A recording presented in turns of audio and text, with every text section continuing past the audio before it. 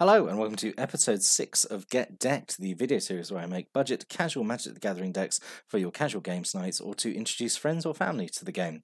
In this episode we're going to look at a deck that I kind of had a bit of a story behind. So at time of recording, Murders of Karlov Manor is quite recent, it's like literally just been released.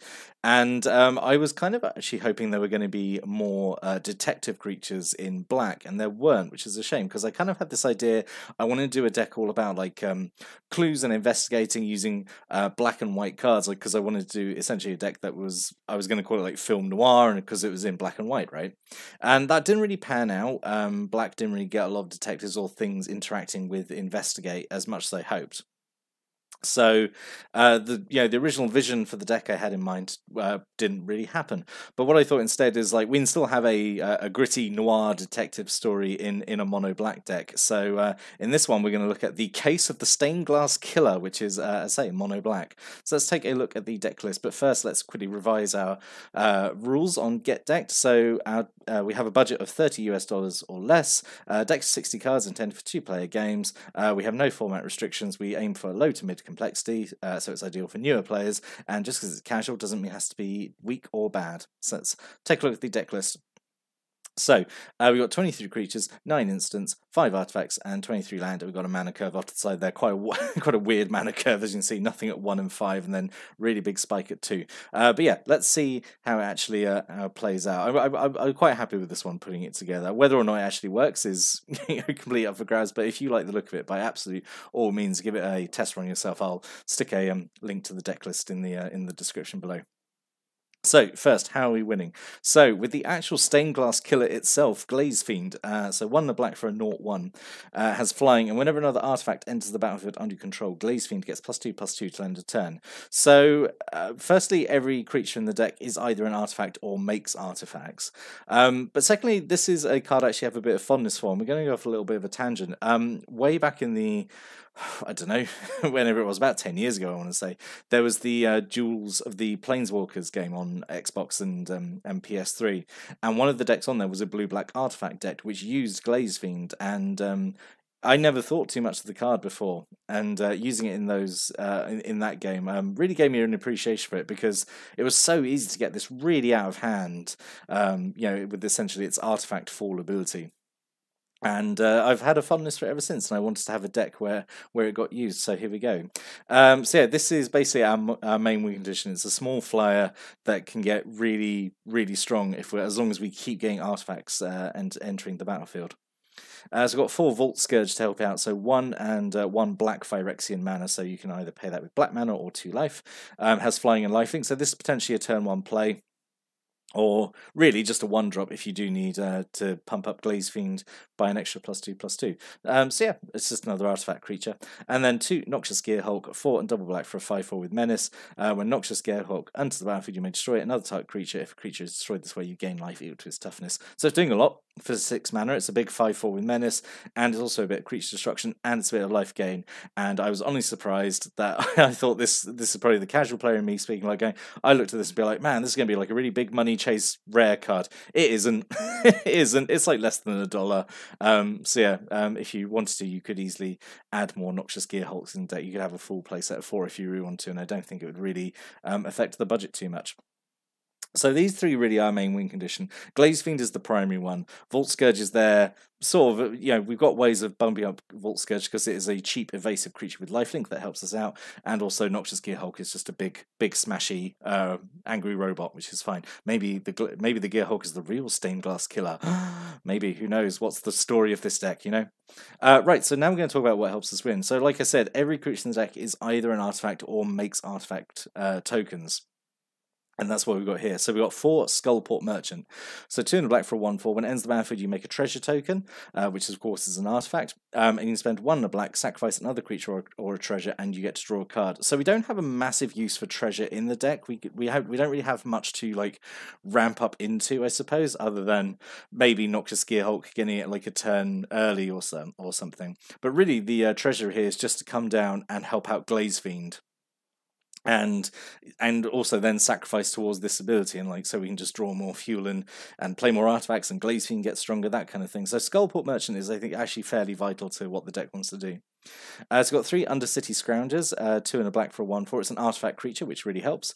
And you can tap and create a treasure token, but only if a creature died this turn. So if we're sacrificing stuff to Skullport Merchant, this ability goes off, and then we can, then we can make a treasure token. And again, it's more artifact full for Glazefiend.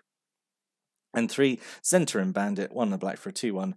When it attacks, you can pay 1 life, you do make a treasure token. So this is really good. We obviously want to be making artifact tokens before combat, or before we actually get to dealing combat damage, just so Glazefiend is going to get the power toughness boost. So this really helps, being able to make it as an attack trigger. So yeah, these all really help make treasure tokens, and just can fairly reliably, I think, pump them out. We've got 3 Filigree Familiar. Now, this is the one card in the deck that I'm not super keen on, so I think this could be an easy switch if you did want to make the deck your own. So 3 mana for a 2/2. When it enters the battlefield, you gain 2 life, and when it dies, you draw a card. And really, I just had this because we do have a way of artifact recursion in here, so I wanted some way, some sort of ETB effect. In this case, just gain 2 life, which is like whatever. And also, when it dies, draw a card, so it's like good sacrifice fodder for the Skullport Merchant. Obviously, it's an artifact itself, so it triggers Glazefiend. So yeah, I kind of want something that has an enter the battlefield and a leaves the battlefield effect. So, but I'm still not 100% sold on it. If you've got any better suggestions for Filigree Familiar, absolutely stick them in the comments below. And then we've got 3 Fake Your Own Death. So 1 a black instant until end turn, type creature +2/+0, which is good. We want to sit on Glazefiend so it can just have a bit of extra power, and gains when it dies, return to the battlefield tapped under its owner's control, and you create a treasure token. So, of course, what we can do with this as well is cast it on something that's we're going to sacrifice to either Skullport Merchant or the next card. It dies, we get the effect, and then it comes back in. We get its enter the battlefield again, which might be like making treasure token itself if it's a Skullport Merchant that we've sacrificed to another one, and also makes an additional treasure token. So again, potential more artifact triggers there for Glazefiend. And then we got 3 Fanatical Offering, so 1 in the black. As additional cost to cast a spell, sacrifice an artifact or a creature. So one of the treasure tokens, or say like Filigree Familiar or something we've but Fake Your Own Death on.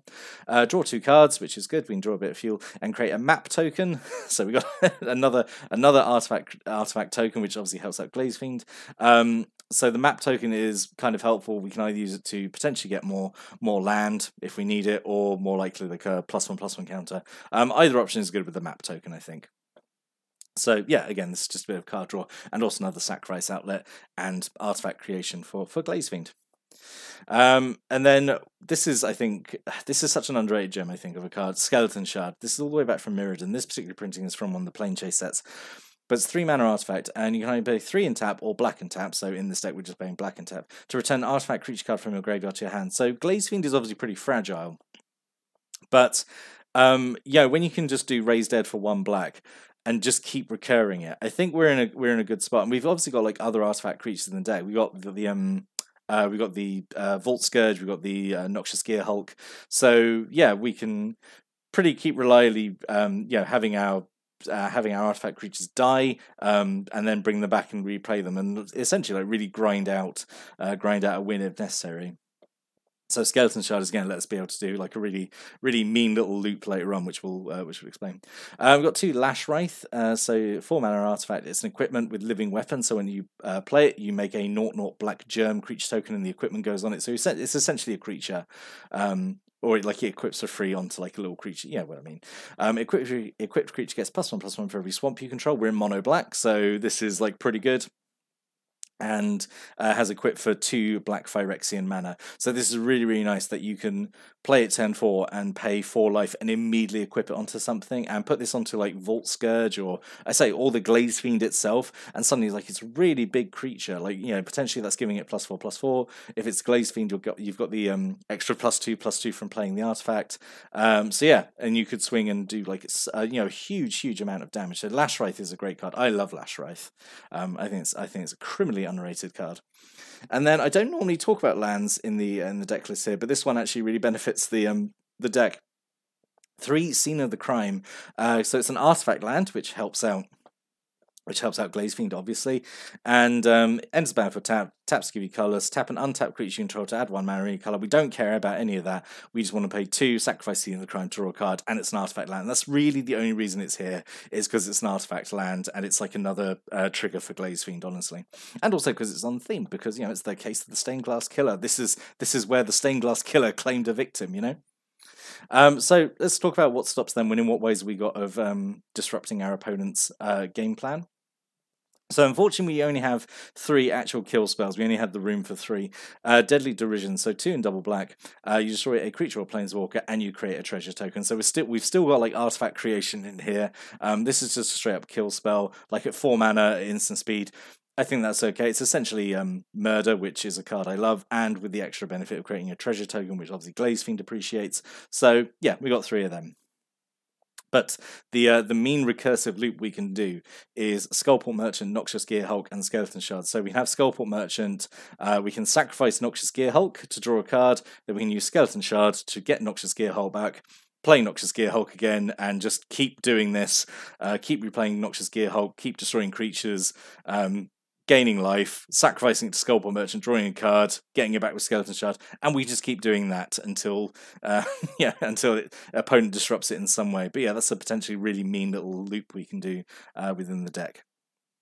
So what stops us winning? So like I said, Glaze Fiend is pretty fragile and honestly kind of useless if we can't trigger this ability. I would say at least twice a turn. Otherwise it's just not really pulling its weight. But you know, we do have a lot of, artifacts or ways to make artifact tokens. So I'm fairly confident we could do it. But obviously it's, you know, that's only until end of turn. There are obviously the moments when it's just a 0-1, you know, when it's obviously super vulnerable. So this is a real like go big or go bust like creature. There is no in between. It is either the biggest thing on the board or it's incredibly fragile. The other thing is that we're playing mono black, so we have literally no way of dealing with enchantments or artifacts. So that just sucks. That's just a fact of life, I'm afraid. We just have to suck that up and deal with it. If a problematic enchantment or artifact comes down, we just have to deal with it. And also, this is not exactly a problem with the deck, but I'd be remiss in not saying it. There are obviously a bunch of like other other black cards associated with artifacts that aren't in the deck. You know, these could be replacements. Some of these cases, like Disciple of the Vault and Deadly Dispute, would have like really ramped the budget up. Deadly Dispute is obviously like a really good card. I would say better than what's the one from Ixalan? The Merciless one where you sacrifice and you get a map token. Deadly Dispute is almost definitely better than that, but it's also it's also much more expensive. So but yeah, if you've already got a playset, then that's I think an easy switch through. Disciple of the Vault obviously could go in here as well, but I guess we're not really about sacrificing artifacts as much. We're not really doing that. We're more about just getting artifact tokens to come out. But like, there's obviously enough of a sacrifice theme in here that Disciple of the Vault could work. You could switch that in. And Cranial Plating. I was considering Cranial Plating at first over Lash Wraith. I suppose it could be one the same. Cranial Plating is obviously comes down a lot sooner and could potentially give a bigger buff because we've got more likely going to have more artifacts than swamps. But yeah, I suppose that's personal preference. In an ideal world, you'd have both, I suppose. But yeah. Those, and also the Vault of Whispers is an option as well instead of Seeing the Crime. Vault of Whispers, I would say, is almost definitely better than Seeing the Crime, but I wanted to stay on theme. Anyway, I'd love to hear what you think about this deck, where I've taken the theme and I've really run with it. Yeah, is it a deck that you like the look of? Is it something you would play, or would you make some changes to it? Like, stick a comment below. Do you have like a friend or family member who you think would enjoy playing this deck and like getting into the game that way? Definitely, like I say, stick a comment below, and I'll stick a link to the deck down below as well. But I'll be back next time, and I'm going to have another budget casual Magic the Gathering deck. But until then, thanks for watching and listening, and have a great day.